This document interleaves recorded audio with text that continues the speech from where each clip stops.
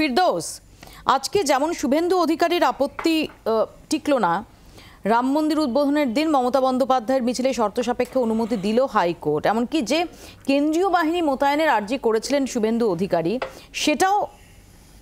সেটাকেও মান্যতা দিল না আদালত। ঠিক কোন পয়েন্টের ওপর দাঁড়িয়ে আজকে আদালতের এই অবস্থান একটু যদি ব্যাখ্যা করেন প্লিজ। দেখুন, প্রথমেই বলি, ভারতবর্ষের সংবিধানে নির্দিষ্টভাবে বর্ণিত আছে শান্তিপূর্ণভাবে উইদাউট আর্মস জনগণ সমবেত হতে পারবে। এটা ভারতীয় নাগরিকদের মৌলিক অধিকার, যদিও রিজনেবল রেস্ট্রিকশনের কথা বলা আছে। এখন ধরুন শান্তিপূর্ণভাবে সমবেত হতে চাইছে ভারতীয় নাগরিকরা, সেখানে আপনি কোনোভাবেই প্রশাসনিক ক্ষমতা প্রয়োগ করে আপনি সেটাকে বন্ধ করে দিতে পারেন না। কিন্তু এই কথাটা যখন যে ক্ষমতায় যায় বা যখন যার অসুবিধা হয় সে তখন নিজের মতো করে তার ক্ষমতার প্রয়োগ করতে চান। আজকে দেখুন আইএসএফের সভা হবে ভিক্টোরিয়া হাউসের সামনে, কিন্তু তৃণমূল কংগ্রেস চাই না যে ওই ভিক্টোরিয়া হাউসের সামনে তৃণমূল কংগ্রেস বাদ দিয়ে অন্য কোনো রাজনৈতিক দল সেখানে সভা সমিতি করুক। সেই জন্য দেখবেন এর আগে অন্য একটি রাজনৈতিক দলকে আদালতে এসে পারমিশন নিতে হয়েছিল, আজকে আইএসএফকে সে একইভাবে সেই পারমিশন নিতে হলেও। শুধু তাই নয়, আজকে যদি আপনি এই গত দুদিন ধরে আদালতে রাজ্য সরকারের পক্ষ থেকে যে যে যুক্তি দেওয়া হয়েছে সেগুলো যদি আপনি 1, 2, 3, 4 করে সাজান না, আপনি হাসবেন, লিটারালি হাসবেন। রাজ্যের অত্যন্ত আপনি যদি দেখেন যে রাজ্য সরকার এবং তৃণমূল কংগ্রেস কোথাও যেন এক হয়ে গেছে। রাজ্য সরকার কখনোই বলতে পারে না একটি নির্দিষ্ট জায়গায় শুধুমাত্র একটি রাজনৈতিক দলই সভা করবে, অন্য কোনো রাজনৈতিক দলে সেটা করার কোনো অধিকার নেই। কিন্তু তারা ঘুরপথে বিভিন্ন অজুহাত দিয়ে সেটা করার চেষ্টা করছেন এবং আপনি অবাক হয়ে যাবেন। আচ্ছা বলুন তো, একটা যে কোনো প্রশাসনিক ব্যবস্থার কাছে যে ধরুন একটা অ্যাপ্লিকেশন করলেন, যিনি প্রথম অ্যাপ্লিকেন্ট ছিলেন তিনি সেই সভাস্থলে তিনি অধিকার পাবেন। এবছর যেমন 2024 সালে ধরুন 21শে জুলাই 2024 সালের 21শে জুলাই যিনি ফার্স্ট অ্যাপ্লিকেন্ট হবেন তিনি সেই ওই জায়গায় সভা করার অধিকার পাবেন নিশ্চিতভাবে। তাহলে ভিক্টোরিয়া হাউসের সামনে 2024 সালে যিনি ফার্স্ট অ্যাপ্লিকেন্ট হবেন তিনি অধিকার পাওয়া উচিত। কিন্তু আপনি যদি পুলিশের ভূমিকা দেখেন, আমি একটা জাস্ট একটা অ্যাপ্লিকেশন দেখাচ্ছি। এই রিসেন্ট টাইমে পুলিশ তারা কি করেছে, তারা একটা ফরম্যাট তৈরি করেছে। ফরম্যাট তৈরি করে বলেছে যে এই ফরম্যাটে আপনারা আবেদন করবেন। আজকে লালবাজার কি করেছে দেখবেন, এটাতে একবার আপনি ক্যামেরা প্যান করাবেন। লালবাজার একটি আইএসএফ এর একটি আবেদনপত্র যেখানে তারা বলছে ভিক্টোরিয়া হাউসের সামনে আগামী 21শে জুলাই 2024 সালের সভা কন্ডাক্ট করতে চায়।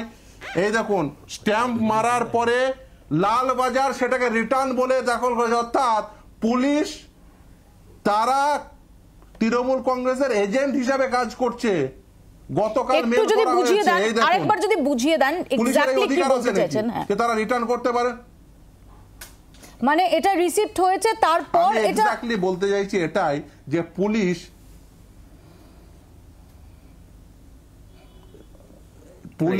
একবার একটি আবেদনপত্র যেটা আইএসএফ এর পক্ষ থেকে আজকে লালবাজারে 2024 সালের 21শে জুলাই তারা একটি সভা কন্ডাক্ট করবে বলে একটা আবেদনপত্র রেখেছে। সেই আবেদনপত্র পুলিশ প্রথমে গ্রহণ করেছে। গ্রহণ করার পরে সেই আবেদনপত্রে স্ট্যাম্প মেরেছে, অর্থাৎ রিসিভিং স্ট্যাম্প মেরেছে। তারপরে সেটাকে তারা ফেরত দিয়ে দিয়েছে। তার কারণ কি? তার কারণ তারা উল্লেখ করেনি। এখনো পর্যন্ত একটা আবেদনপত্র পুলিশ দেখাতে পারবে যে তৃণমূল কংগ্রেস সভা করবে বলে একটা আবেদনপত্র করেছে?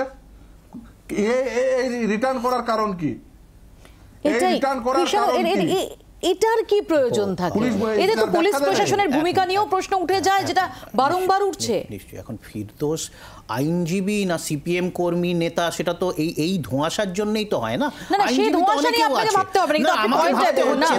কোন ফিরদৌস বলছে? এবার বিষয়টা হচ্ছে টেকনিক্যাল বলছে না, ও জানে বিষয়টা।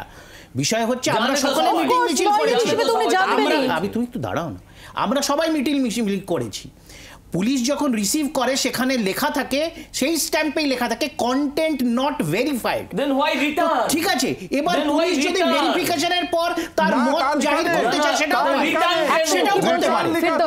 পুলিশ যখন সেটাকে রিসিভ করে সেখানে লেখা থাকে কন্টেন্ট নট ভেরিফাইড, তারপরে সে পুলিশ ভেরিফাই করে সেটাকে রিটার্ন করতে পারে। এটা ইখতিয়ার মুক্ত, এটা না। হ্যাঁ, এটাই তো রিজেক্ট করে রিটার্ন করেছে সব ওই অফিস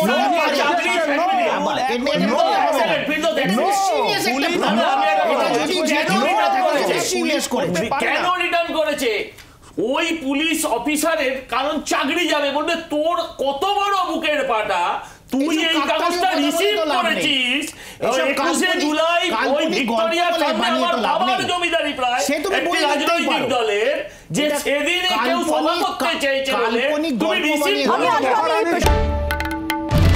বাংলার আওয়াজ, বাঙালির আবেগ, জি 24 ঘন্টা।